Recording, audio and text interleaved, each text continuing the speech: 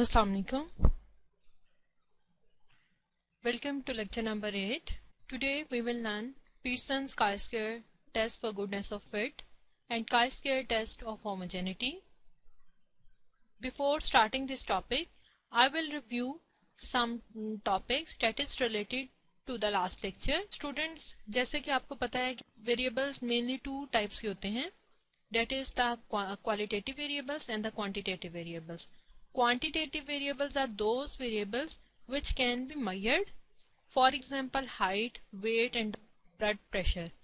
इसी तरह टेम्परेचर है. जो भी चीज़ हम मेजर कर सकते हैं उसको हम क्वांटिटेटिव वेरिएबल्स कहेंगे या न्यूमेरिक वेरिएबल्स कहेंगे. और the variables which can not be measured वो categorical variables. For example, gender, male and female, performance of students. Performance of students में भी लेवल्स आएंगे. गुड है, बेस्ट है, एक्सेलेंट है, क्या है परफॉर्मेंस स्टूडेंट्स की. इस तरह से हम इनके लेवल्स कर सकते हैं. न्यूमेरिकली इनको मेजर नहीं कर सकते.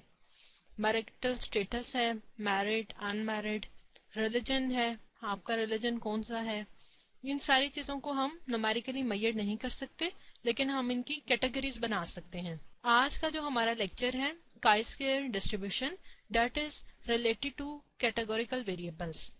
Pearson's chi-square goodness of fit test. There are some points that is very important for this test. Number 1, an application of the chi-square distribution is the test of goodness of fit. Number 2, the test is applied when you have one categorical variable from a single population. It is used to determine whether sample data are consistent with the hypothesized population. देखें, point 2 बहुत important है. Point 2 में ये बताया गया है कि हम chi-square डिस्ट्रीब्यूशन या गुडनेस ऑफ फिट टेस्ट को कब यूज करते हैं. There are mainly 2 points. One point is this that the variable under study should be categorical and the other point is that the information collected from the sample are consistent with the hypothesised population. Number 3 point देखें क्या कह रहे हैं. Using the chi-square distribution it is possible to test the hypothesis that a population has a specific theoretical distribution. The theoretical distribution may be normal, the binomial and Poisson or any other form. कि हमारे पास जब हम chi-square distribution goodness of fit करेंगे तो आप ये देखेंगे कि हमारे पास कुछ डाटा ऐसा है जो कि ऑब्जर्व्ड है. एक्सपेरिमेंट कंडक्ट किया गया या कोई सर्वे कंडक्ट किया गया और हमने उसकी ऑब्जर्वेशंस जो हैं वो कलेक्ट करनी. अब इन ऑब्जर्वेशंस को किसी डिस्ट्रीब्यूशन के थ्रू हम ये चेक करें कि हमारी एक्सपेक्टेड क्या आ रही हैं, वो कौन सा डिस्ट्रीब्यूशन फिट करें उस डाटा के अकॉर्डिंगली. तो हम ये देखेंगे कि हमारी एक्सपेक्टेड और ऑब्जर्व में क्या डिफरेंस है. तो इसको हम गुडनेस ऑफ फिट टेस्ट कहेंगे और उसके थ्रू चेक करेंगे. नेक्स्ट पॉइंट देखें, कंडीशंस फॉर chi-square टेस्टिंग. There are mainly 3 conditions chi-square testing. Number 1, the sampling method is simple random sampling. Number 2, the population is at least 10 times as large as the sample. And number 3 is the variable under study is categorical. ठीक है जी. पहले point में आपने क्या देखना है कि हमारे पास बहुत सारे सैम्पलिंग डिजाइन होते हैं. सिस्टमैटिक सैम्पल है, क्लस्टर्ड है और नॉन प्रोबेबिलिटी सैम्पलिंग डिजाइन भी होते हैं. लेकिन प्रेफरेबली हम सिंपल रैंडम सैम्पलिंग मेथड को यूज करेंगे for chi-square testing. Then next क्या है कि हमारे पास पॉपुलेशन इतनी लार्ज हो कि 1/10 पार्ट जो है वो सैंपल के लिए यूज कर रहे हो. And third point that is mainly very important is कि the variable under study should be categorical. Then we go for the chi-square test. आप ये देखें, ये पॉइंट बहुत इंपॉर्टेंट है. The expected value of the sample observation in each level of the variable is at least 5. ये point आपको यहाँ पे इतना क्लियर नहीं होगा. अभी हम एग्जांपल करेंगे तो इसमें बिल्कुल क्लियर हो जाएगा. The sampling distribution of chi-square approaches the chi-square distribution. The test involves a comparison of the observed frequency distribution in the sample with the expected frequency distribution. आप देखिए स्टूडेंट्स के हमारे पास क्या है, ये सिंबल chi-square को शो करती है और ये सम है. सम किसका है? OI किस चीज को शो कर रहा है? OI हमारे पास है ऑब्जर्व्ड को, ऑब्जर्व्ड है.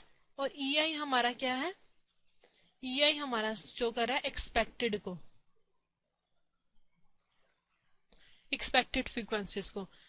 Observe minus expected whole square divided by expected, और इस सब को जब हम सम करेंगे तो हमारे पास chi square goodness of fit का ये फॉर्मूला है, और chi square goodness of fit से रिजल्ट जो है वो निकल आएगा हम। इसके बाद है कि if the observe frequencies are close to the corresponding expected frequencies the computed chi square value will be small indicating a good fit otherwise poor. एक सर्वे कंडक्ट किया और उसके थ्रू जो वैल्यूज ऑब्जर्व की और उसके बाद एक डिस्ट्रीब्यूशन लगाई हमने, और फिर हमारी जो एक्सपेक्टेड वैल्यूज आई हैं कि पहले हम हमारा सर्वे करने से पहले भी हमारा एक माइंड था कि जी शायद इतना हो, उसको एक डिस्ट्रीब्यूशन फिट करके तो हमने चेक कर लिया कि क्या ये वाकई इस तरह से आ रही हैं वैल्यूज, जो कि सर्वे और एक्सपेक्टेड को जब हम उनका डिफरेंस चेक करेंगे अगर तो उनमें कम डिफरेंस है means the fit is good, जाहिर है काई स्क्वायर की छोटी वैल्यू आएगी। अगर तो काई स्क्वायर बड़ा आ रहा है तो मींस कि जो हमने डिस्ट्रीब्यूशन फिट की है वो बेहतर फिट नहीं है। Number of degrees of freedom का है इधर कि डिग्रीज ऑफ फ्रीडम किस तरह से काई स्क्वायर डिस्ट्रीब्यूशन में फाइंड आउट की जाती है। गुडनेस ऑफ फिट के लिए अगर हम लोग ये देखें यहाँ पे न्यू है, nu equals to K minus one, K is the number of categories है, के नंबर ऑफ कैटेगरीज को शो करता है। When class parameters are known, अगर तो हमने जो डिस्ट्रीब्यूशन फिट किया है उसमें पैरामीटर्स नोन है तो हम के माइनस वन लिखेंगे।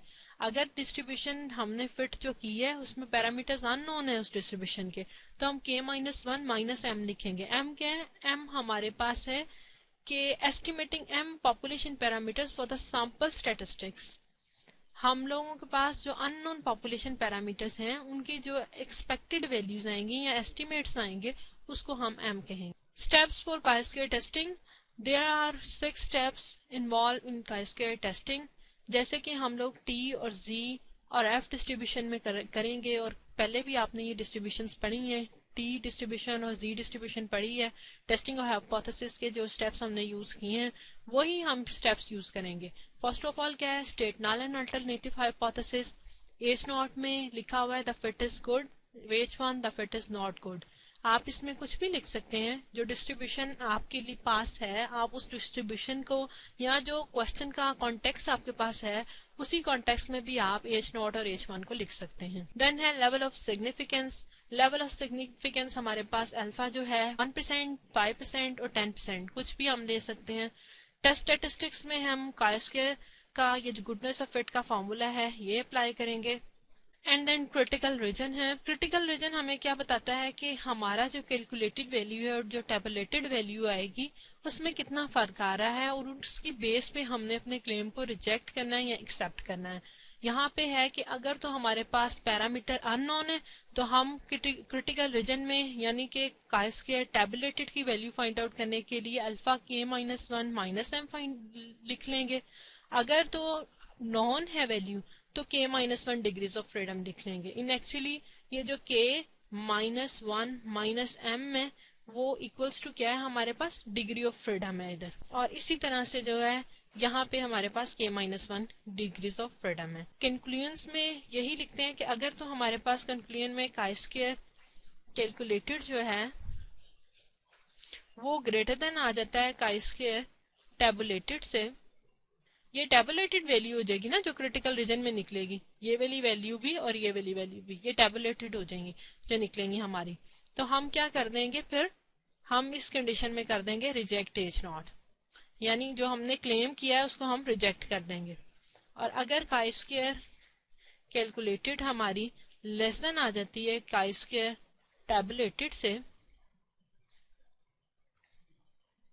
तो हम एक्सेप्ट कर देंगे एच नॉट को कि एच नॉट में जो हमने क्लेम किया है वो बात ठीक है। आइए इस कॉन्सेप्ट को एक एग्जाम्पल के थ्रू समझते हैं।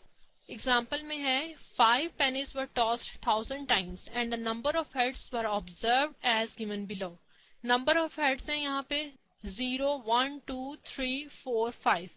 फ्रीक्वेंसीज हैं 38, 144, 342, 287, 164 एंड 25। ये इस एक्सपेरिमेंट को आप किस तरह से समझेंगे, इस एक्सपेरिमेंट में कहा जा रहा है कि हमारे पास 5 पेनीज हैं। सपोज करें ये हमारे पास 5 पेनीज हैं और इसमें हेड आने की चांसेस को काउंट करना है। हमने ये 5 पेनीज टॉस किए और कुछ इस तरह के रिजल्ट हमारे पास आ गए। ठीक है। तो आप देखें नंबर ऑफ हेड्स कितने हैं, 3 हैं।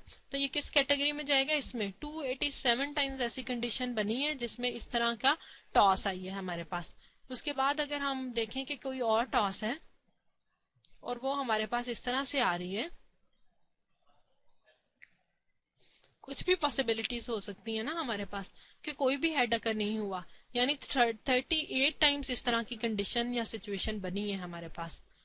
और इसको इस तरह से डिफरेंट तरीकों से हम देख सकते हैं कि 1000 टाइम ये एक्सपेरिमेंट जो है अकर किया गया है, और इसमें देखें कि कितनी दफा हेड आया और किस तरह से आया।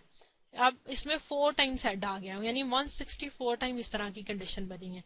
ये हम लोगों ने एक्सपेरिमेंट कंडक्ट किया और ये वाली ऑब्जर्वेशंस जो हैं नोट डाउन की, यानी these are the observed frequencies. ये हमारी ऑब्जर्व है। नंबर ऑफ हेड्स के हैं हमारे पास, ये हमारे एक्स है, हम कह सकते हैं ये एक्स है। अब हमने टेस्ट करना है कि whether a binomial distribution gives a satisfactory fit to these data. उसके लिए फर्स्ट ऑफ ऑल हम क्या करते हैं कि उसी तरह से लिख लेंगे अपना नल एंड अल्टरनेटिव हाइपोथेसिस। इसमें लिखा है एच नॉट में the fit is binomial, H1 the fit is not binomial. हम इस तरह से भी लिख सकते हैं एच नॉट को, the population distribution is a binomial with n equals to 5 but with parameter p unspecified। क्यों, क्योंकि हमने पैरामीटर p को अभी डिफाइन करना है, उसको अभी कैलकुलेट करना है। जो यहाँ पे हमारे पास डाटा है इसमें p कहीं भी फाइंड आउट नहीं हुआ हुआ। आप ये देख रहे हैं p कहीं फाइंड आउट नहीं किया हुआ, और p को हमने फाइंड आउट करना है। और H1 में हम इस तरह से लिख सकते हैं the population distribution is not a binomial with n equals to 5, क्योंकि n नंबर ऑफ जो हमारे पास ट्रायल्स हैं वो हमें पता है, नंबर ऑफ हेड्स आने के जो हैं चांसेस। देन है level of significance equals to 0.05 है। We use the test statistics that is chi square test, and test statistics वही गुडनेस ऑफ फिट का फॉर्मूला है, वो हम अप्लाई करेंगे। इधर देखें कैलकुलेशंस में फर्स्ट ऑफ ऑल हम क्या करते हैं कि we have to compute the mean x bar को हमने कंप्यूट करना है। एक्स बार का फॉर्मूला हमें पता है कि sum of f of x divided by sum of f होता है, जो कि डिस्क्रिप्टिव स्टैटिस्टिक्स में आप पढ़ चुके हैं। इसको किस तरह से कैलकुलेट किया जाएगा, ये हमारे पास है एक्स है और ये एफ है। एफ ओ एफ भी से कहा जा सकता है और एफ भी कहा जा सकता है ना, ऑब्जर्व फ्रीक्वेंसीज ही हैं ये, ठीक है जी। इनको एफ ऑफ एक्स का कॉलम बना लेते हैं, इसको अप्लाई कर देते हैं और 0 आ जाएगा 144 एंड देन 684 861 656 एंड 125। ठीक है जी। अब आप इन सबको कैलकुलेट कर लें, यहाँ पे लिख लें सम ऑफ एफ ऑफ एक्स लिखें, वो आपके पास क्या आ जाता है, और सम ऑफ एफ आप लिख लें, क्या आएगा आपके पास सम ऑफ एफ। इन वाली ऑब्जर्वेशंस को करेंगे तो सम ऑफ एफ इक्वल्स टू आपके पास आ जाएगा, आपको पता है 1000 है वो। इधर वैल्यूज पुट कर दें,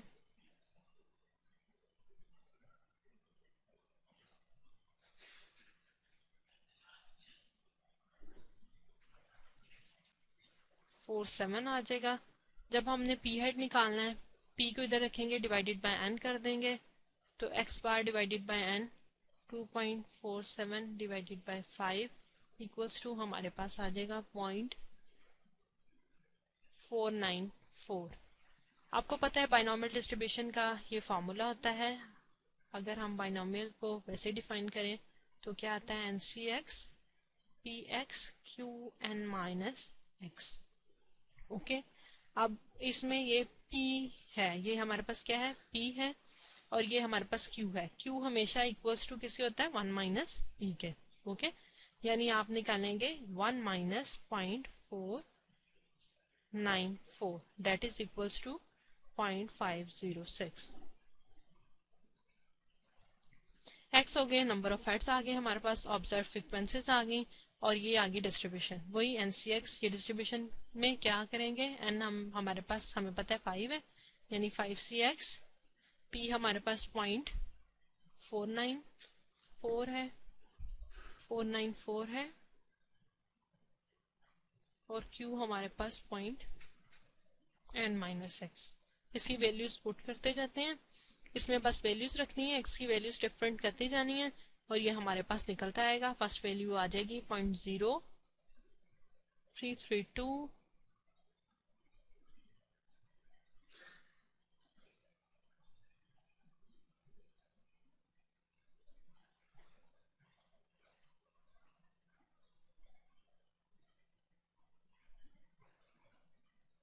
0.1507 आ जाएगा एंड देन आएगा 0.0294। अब n से मल्टीप्लाई कर लें एक्सपेक्टेड निकालने के लिए। n हमारे पास 1000 है, 1000 को इसके साथ फर्स्ट वैल्यू से मल्टीप्लाई करेंगे तो हमारे पास आ जाएगा 33.2 एंड देन 161.9, 316.2 एंड 308.7, 150.7 एंड 29.4। ठीक है जी। अब हमने, क्योंकि हमारा ये chi-square का फॉर्मूला है, तो इसकी रिक्वायरमेंट को फुलफिल करने के लिए ये कॉलम हम बनाएंगे और इसकी ऑब्जर्वेशंस लिख लेंगे। 4.8 आ जाएगा, -17.9। ये हम क्या कर रहे हैं, ये हम कर रहे हैं कि इस वाली वैल्यू में से इसको सब्ट्रैक्ट कर रहे हैं और इधर लिख रहे हैं। हमारे पास आ रहा है 25.8। आप भी कैलकुलेटर पे करते जाएं। -21.7 एंड 13.3 -4.4। अब इनको स्क्वायर करें और डिवाइड कर दें एक्सपेक्टेड फ्रीक्वेंसी से, तो जो पहली आ जाएगी वो हमारे पास आ जाएगी 0.69, 1.98 and then 2.15, 1.53, 1.17 and 0.66। जब इन सबको सम करेंगे तो हमारे पास 8.18 आ जाएगा।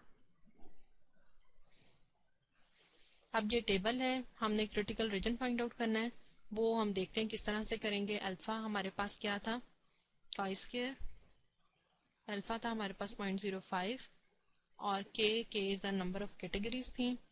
नंबर ऑफ कैटेगरीज क्या है हमारे पास 6 है। k इक्वल्स टू हमारे पास 6 था, आप देख लें 0, क्योंकि 0 1 2 3 5 था, तो 6 हो गया, -1 हो गया एंड -1 हो गया। 1 क्या है, m इक्वल्स टू 1 है। m क्या है, m हमारे पास अननोन पैरामीटर की जो एस्टिमेटेड वैल्यू है वो है, वो सिर्फ हमने एक ही पैरामीटर को एस्टिमेट किया है, डेट इज p। ठीक है जी। अब हमारे पास chi-square आ जाएगा 4। इसको किस तरह से देखना है टेबल वैल्यू में, ये देखें chi-square का टेबल गिवन है। chi-square का टेबल इस तरह से होता है, अल्फा इस साइड पे है, यानी ये हमारा अल्फा 0.05 और ये हमारी number degree of freedom I है। ठीक है, इसके करस्पॉन्डिंग देखेंगे तो ये वाली वैल्यू हमारी आ जाएगी, क्रिटिकल वैल्यू ये आ जाएगी हमारी। ठीक है, और इसको टेबुलेटेड वैल्यू भी बोलते हैं। ये है 9.49। इधर हम लिख लेते हैं कि हमारे पास क्या है, ये वैल्यू आई है इक्वल्स टू 9.49। अब देखें हमारे पास जो रिजल्ट आ रहा है chi-square कैलकुलेटेड जो वैल्यू आई हुई है वो हमारे पास क्या है, इक्वल्स टू वो है 8.18 दैट इज लेस देन है chi-square टेबुलेटेड से। ठीक है, और chi-square टेबुलेटेड क्या है हमारे पास 9.49। ठीक है जी। So we can not reject our, we can not reject our H0 और नल हाइपोथेसिस। और हम ये भी कह सकते हैं कि we are unable to reject our null hypothesis.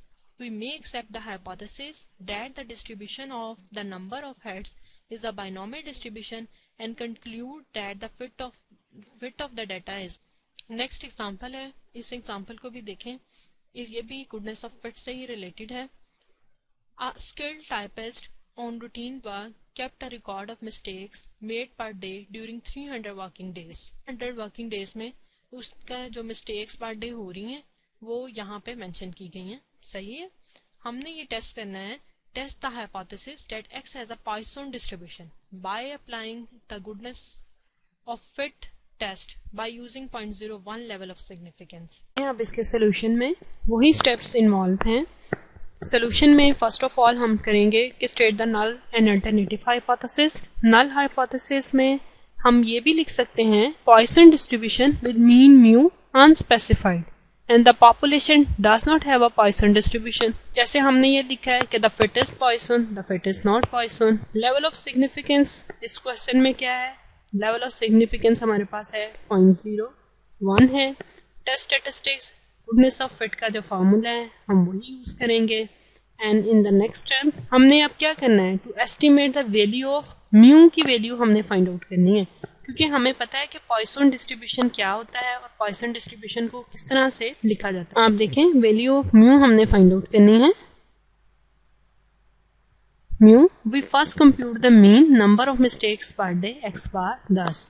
x bar का वही फॉर्मूला है. x बार इन एक्चुअल क्या होता है? जो सैम्पलिंग डिस्ट्रीब्यूशन का x बार होता है वो हमारे पॉपुलेशन के बराबर होता है, पॉपुलेशन पैरामीटर के. पॉपुलेशन पैरामीटर को हम म्यू बोलते हैं. ठीक है जी.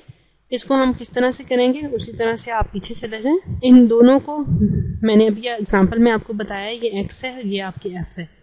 x और f का कॉलम बनाएंगे आप. ठीक है. फिर आप इधर सम फाइंड आउट करेंगे, sum of f of x find out करेंगे और sum of f find out करेंगे. सम ऑफ f आपको पता है कि क्या है? इक्वल्स टू 300 है हमारे पास. आप इन सारी ऑब्जर्वेशन को सम करने 300 ही आएगा. और इस तरह सम ऑफ f ऑफ x आपके पास. जब आप इस कॉलम को फर्स्ट कॉलम को सेकंड कॉलम मल्टीप्लाई करेंगे तो आपके पास ये आ जाएगा. तो टोटल आ रहा है आपके पास 267. क्या आप करेंगे कि 267 डिवाइडेड बाय 300 इक्वल्स टू क्या आपके पास आ जाएगा? 0.89 आ जाएगा. सही है. इसको आप म्यू भी कहते हैं. पॉइसन डिस्ट्रीब्यूशन का फॉर्मूला क्या होता है? पॉइसन डिस्ट्रीब्यूशन हमारे पास होता है equals to e minus mu, mu की power x over x fix. N x हमारे पास 0, 1, 2 अप टू सोन जितनी भी कैटेगरीज शामिल है वो हमारे पास x हो जाएगा. आपकी देखें म्यू हमारे पास क्या आ गया? 0.89 आ गया. ई माइनस म्यू, म्यू की power x over x factorial according to this formula. सही है. अब इसमें इसी तरह से आप स्टेप्स करेंगे लास्ट एग्जाम्पल की तरह ही. नंबर ऑफ मिस्टेक्स लिखनी, ऑब्जर्व फ्रीक्वेंसीज लिखनी. अब डिस्ट्रीब्यूशन को पहले हमने फाइंड आउट करना है. ये डिस्ट्रीब्यूशन क्या है? पॉइसन है. Probability of x equals to x हमने यहाँ पे फाइंड आउट करनी है. वो फर्स्ट क्या आ जाएगी आपके पास? जब क्या करेंगे? e माइनस म्यू यानी e माइनस 0.89 की पावर 0 ओवर 0 फैक्टोरियल. तो आपके पास फर्स्ट जो वैल्यू आएगी वो आएगी 0.4106. इसी तरह से ये सब आती जाएंगी x की वैल्यू चेंज करके. लास्ट फार्मूला में आपने इसको रखना है. इसका जो फार्मूला है ना, ये इसका फार्मूला मैं लिख देती हूँ. ई माइनस म्यू, म्यू की power x over x factorial. Mu आपको पता है कि आपके पास क्या है? म्यू इक्वल्स टू आपके पास जो आया है वो आया है 0.89 आया है. और x की डिफरेंट वैल्यूज़ हैं. These are x. ये x की आपके पास वैल्यूज़ हैं. इनको इस फार्मूला में पुट करके ये मैं वैल्यूज फाइंड आउट कर रही हूँ.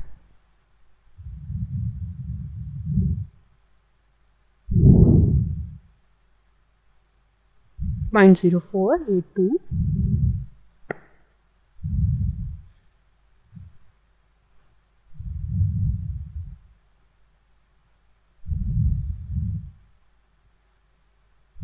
अब आपने n से मल्टीप्लाई कर देना है. n आपके पास क्या है? 300. इसके साथ मल्टीप्लाई कर दें इस कॉलम को तो आपके पास जो फर्स्ट वैल्यू आ जाएगी 123.2.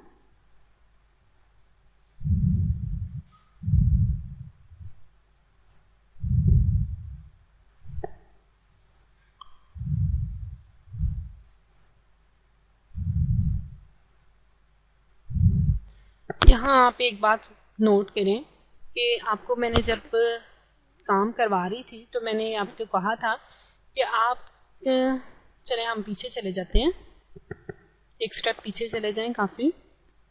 इस वाली लाइन को देखें कि क्या था हमारे पास. इस वाले पॉइंट को देखें. The expected value of the number of sample observations in each level of the variable is at least 5. Eight least 5 होना चाहिए. ठीक है. अब आप इधर आए, जो अभी हमने कॉलम बनाया है उसमें देखें, अभी देखें जो हमने कॉलम बनाया उसमें देखें कि ये कॉलम बन गया है। वो जो था कि एटलीस्ट 5 होनी चाहिए सेल्फ फ्रीक्वेंसी, वो एक्सपेक्टेड जो फ्रीक्वेंसीज निकालते हैं उसी के लिए था, ठीक है। तो ये तो 5 से कम है, ये भी 5 से कम है, ये भी 5 से कम है। इट्स मीन कि उस कंडीशन को फुलफिल करने के लिए हम ये करेंगे कि इन सब को जो है वो इकट्ठा कर लेंगे, ठीक है जी, और एक ही सेल्फ फ्रीक्वेंसी बना देंगे। इसको भी कर लेंगे और ऑब्जर्व्ड वैल्यू को भी इकट्ठा कर लेंगे, क्योंकि ऑब्जर्व माइनस एक्सपेक्टेड करना ना, इस वजह से। तो रिक्वायरमेंट्स को मीट करने के लिए एक्सपेक्टेड फ्रीक्वेंसीज को हर सेल में जो है that should be at least 5, so we combine the last 4 classes so that the new final class corresponding to x greater than equal to 3 will expected frequency होगी। और वो क्या हमारे पास वैल्यू आएगी जब हम इसको सबको ऐड करेंगे, तो वो हमारे पास आ जाएगी, यहाँ हम लिख देते हैं, वो आ जाएगी 18.4 आ जाएगी। और जब हम इसी तरह ऑब्जर्व करेंगे तो वो हमारे पास क्या आ जाएगी, वो आ जाएगी हमारे पास 25 ऑब्जर्व माइनस एक्सपेक्टेड, तो हमारे पास आ जाएगा फर्स्ट में 19.8 माइनस 19.6। पता है आपको इस माइनस से हमें फर्क नहीं पड़ा, क्योंकि हमने नेक्स्ट में स्क्वायर ही करना है। अब क्या होगा, अब यहाँ क्या आएगा 25 माइनस 18.4, ठीक है जी, क्योंकि हमने उन सबको कंबाइन कर लिया, दैट इज इक्वल्स टू 6.6। और जो लास्ट कॉलम में रिजल्ट्स निकलेंगे हमारे कहाँ से आ जाएंगे, 1.95 2.37, जो टोटल आएगा इन सबको ऐड करके इस कॉलम को, वो हमारे पास स्क्वायर की कैलकुलेटेड वैल्यू आ जाएगी, दैट इज इक्वल्स टू 10.0। अब देखें हमने क्या करना है, क्रिटिकल रीजन फाइंड आउट करना है। क्रिटिकल रीजन में हमारे पास क्या है कि पाई स्क्वायर अल्फा हमारे पास है 0.01, के हमारे पास नंबर ऑफ कैटेगरीज है। नंबर ऑफ कैटेगरीज हमारे पास कितनी है, इसमें नंबर ऑफ कैटेगरीज हमारे पास, नेक्स्ट देखें हमारे पास के क्या है, के को हमने अब डिफाइन करना है। के जो हमारे पास है वो हम इस तरह से कह सकते हैं कि number of degrees of freedom is क्या है हमारे पास, k -1 minus m, m number of estimated parameters है, हियर के इक्वल्स टू 4 है। The number of expected frequency used in computing chi square. आप ये देखें कि के क्या हो गया, कितनी कैटेगरीज आ गई यहाँ पे, जिस जो काई स्क्वायर को कंप्यूट कर रही है उसकी कितनी कैटेगरीज आ गई, 1, ठीक है, 2, 3 और ये वाली जो काई स्क्वायर की कैलकुलेशन में यूज हो रही हैं, 4 कैटेगरीज। इधर हमारे पास के क्या आ जाएगा, के इक्वल्स टू आ जाएगा 4, ओके, यानी 4 माइनस 1 माइनस एम क्या है हमारे पास, एम इक्वल्स टू म्यू था ना, जो अननोन पैरामीटर हमने एस्टिमेट किया वो 1 है, म्यू 1 नहीं है। म्यू 1 मीन्स है कि एक ही एस्टिमेट हुआ है, सिर्फ 1 एस्टिमेटेड है, ठीक है। तो आपके पास क्या आ जाएगा, काई स्क्वायर 0.01 और 2। अब इसकी वैल्यू को हम देख लेते हैं कि वो क्या निकल रही है। पीछे आप टेबल पर आ जाएं, टेबल से देखें। अब हमारे पास अल्फा क्या है, अल्फा हमारे पास है 0.01, ओके, अल्फा 0.01 है। और डिग्रीज ऑफ फ्रीडम क्या है, तो इस 2 से आप ये एक लाइन ड्रॉ करने चाहिए, ठीक है, यहाँ तक, ठीक, और इस अल्फा से भी एक लाइन ड्रॉ करने यहाँ तक। तो आपकी डिग्री ऑफ फ्रीडम क्या बन गई, 9.21 बन गई आपकी डिग्री ऑफ फ्रीडम, सही।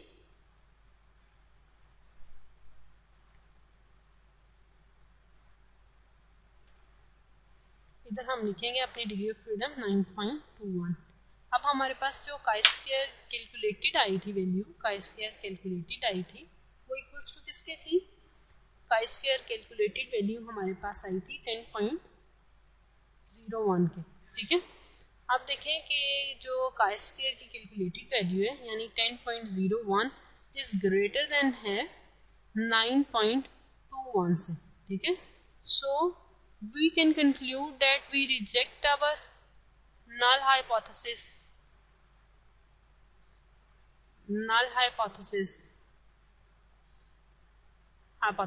okay, that is H0। और हम ये भी कह सकते हैं कि we may conclude that the Poisson distribution is not a good fit to the data, कि Poisson distribution is not a good fit या fit is not good, or simply we can say fit is not good. ये जो हमने Poisson distribution को रख के fit किया है not good, वो fit good नहीं है. The next topic is test of homogeneity. This test is different from the goodness of fit test. The test is applied to a single categorical variable from two different populations. It is used to determine whether frequency counts are distributed identically across different populations. For example, हम एक इस तरह का survey conduct कर लेते हैं कि हम टीवी के प्रोग्राम के बारे में प्रेफरेंसेस पूछते हैं, तो हम दो पॉपुलेशन सेलेक्ट कर लेते हैं इसमें से male and female, and then we could use a chi-square test for homogeneity to determine whether male viewing preferences differ significantly from female viewing preferences. कि क्या डिफरेंस इसमें आ रहा है. There are mainly 4-5 tests in which it is described how homogeneity is different from goodness of fit. Number 1, null and alternative hypothesis. जो null और alternative hypothesis को state करने का तरीकाकार है वो डिफरेंट होगा. chi-square टेस्ट स्टेटिस्टिक्स जो हम यूज कर रहे होंगे टेस्ट ऑफ होमोजेनिटी में वो डिफरेंट है. एक्सपेक्टेड फ्रीक्वेंसीज जो हम फाइंड आउट करेंगे उनको फाइंड करने का तरीकाकार डिफरेंट है. chi-square distribution and degrees of freedom इसकी डिफरेंट है. हमने जो उसमें डिग्रीज ऑफ फ्रीडम यूज की है वो न्यू इक्वल्स टू k-1 था या new equals to k-1 -m था. इसमें हम डिफरेंट यूज करेंगे. Condition for test of homogeneity, condition of test of homogeneity that may और may not be the same. जो मेजर डिफरेंस है वो आप देखें कि गुडनेस ऑफ फिट टेस्ट हमें बताता है. In the goodness of test we determine whether the population proportions are very different from hypothesized population proportions. यानी हम ये देख रहे होते हैं कि जो हमारे पास population proportions हैं क्या वो hypothesized population से different है. And homogeneity test determines whether the two populations that are sorted into categories are share the same proportions or not. कि जो two populations हैं उन दोनों का आपस में proportions के difference को check करना है. तो हम इसको इस तरह से समझ सकते हैं कि जैसे वन सैंपल टी टेस्ट है. वन सैंपल टी टेस्ट में एज नोट में हमारे पास सिर्फ सिंगल कैटेगरी सिंगल वेरिएबल, और इंडिपेंडेंट सैंपल टी टेस्ट में इंडिपेंडेंट सैंपल टी टेस्ट आप किसको कहते हैं. इसमें जब एज नोट लिखते हैं हम एज नोट इक्वल्स टू क्या लिखते हैं हम mu equals to 0, mu equals to 263 या समथिंग कुछ भी हम लिख सकते हैं. और इंडिपेंडेंट टेस्ट में क्या लिखते हैं हम mu 1 minus mu equals to 0. ठीक है, यानी कि टू पॉपुलेशंस यूज हो रही है. इसी तरह से हम ले सकते हैं कि ये जो है इंडिपेंडेंट टेस्ट टी टेस्ट जो है इंडिपेंडेंट सैंपल टेस्ट जो है ये रिलेटेड टू होमोजेनिटी से है और this is related to goodness of fit test. Main difference आपको समझ आना चाहिए कि दोनों में हम सिंगल कैटेगोरिकल वेरिएबल को ही अंडर स्टडी होगा, लेकिन सिंगल कैटेगोरिकल वेरिएबल ही अंडर स्टडी होगा, लेकिन उसमें सिर्फ एक पॉपुलेशन को अंडर स्टडी किया जाएगा test of goodness of fit में, और टेस्ट ऑफ होमोजेनिटी में two population. Second condition for test of homogeneity. Test of homogeneity is appropriate when the following conditions are met. Number 1, for each population the sampling method is simple and unsampling. Goodness of fit test में भी यही condition थी कि एक ही population के लिए, क्योंकि हमारे पास पॉपुलेशन एक है तो उसमें जो हम सैम्पलिंग टेक्निक यूज करेंगे वो सिंपल रैंडम सैम्पलिंग होगी. अब हमारे पास टू पॉपुलेशंस हैं तो हम टू पॉपुलेशंस के लिए जो भी दोनों के लिए सैम्पलिंग टेक्निक्स यूज करेंगे that must be simple random sampling. Next, each population is at least 10 times as large as the sample. वही ये कंडीशन है, लेकिन ये this is specific for the two populations. If sample data are displayed in a contingency table, the expected frequency count for each cell on the table is at least 5. This is the similar. ये बिल्कुल similar है goodness of fits के साथ ही. Conditions almost जो है similar हैं लेकिन updated हैं as per the homogeneity conditions. The variable under study is categorical. इसमें भी वेरिएबल जो है वो कैटेगोरिकल होना जरूरी है. एग्जाम्पल से इस कॉन्सेप्ट को समझने की कोशिश करते हैं. In a certain community, a random sample of 50 men and other sample of 50 women over 21 years of age were asked about their educational background, classified as junior high, senior high and और college. The results are, देखें जी जो mail हैं juniors में, junior high में वो 13 है, female 23 है. इसी तरह से सीनियर हाई में मेल 25 है, फीमेल 20 है. और कॉलेज गोइंग में मेल 12 है और फीमेल 7 है. Test whether the two samples are homogeneous in respect of educational levels. Solution में जो फर्स्ट स्टेप है, जो हम हाइपोथेसिस टेस्टिंग के स्टेप्स हैं वो एज इट इज 6 स्टेप्स आएंगे.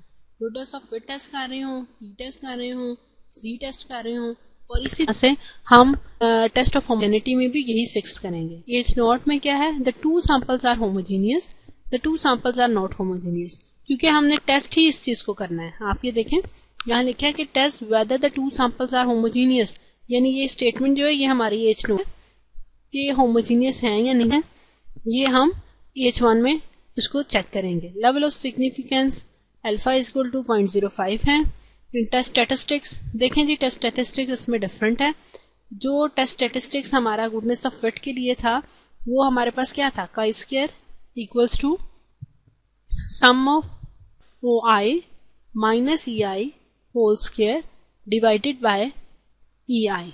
ठीक है जी.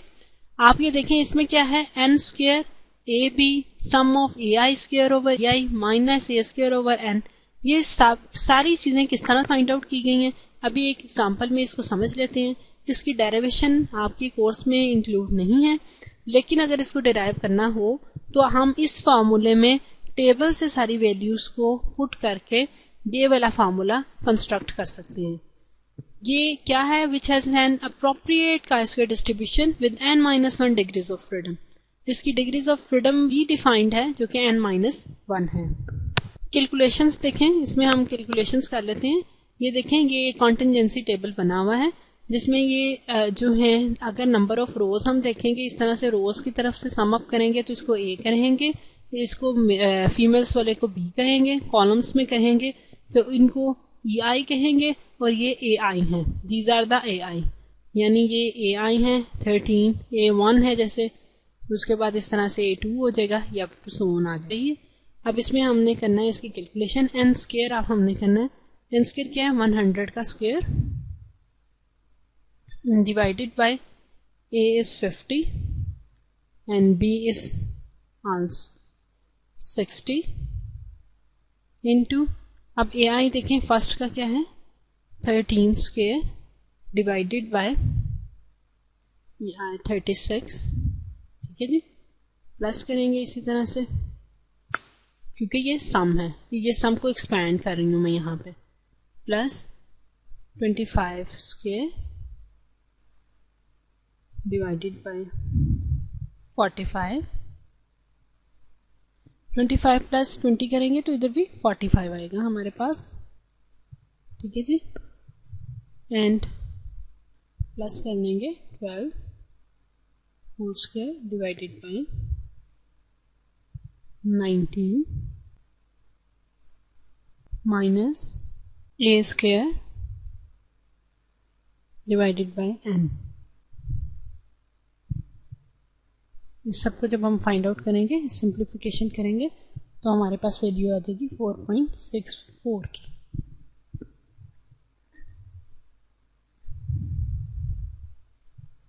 दिस इज सी आई, इसको सी से डिनोट करते हैं, सी आई.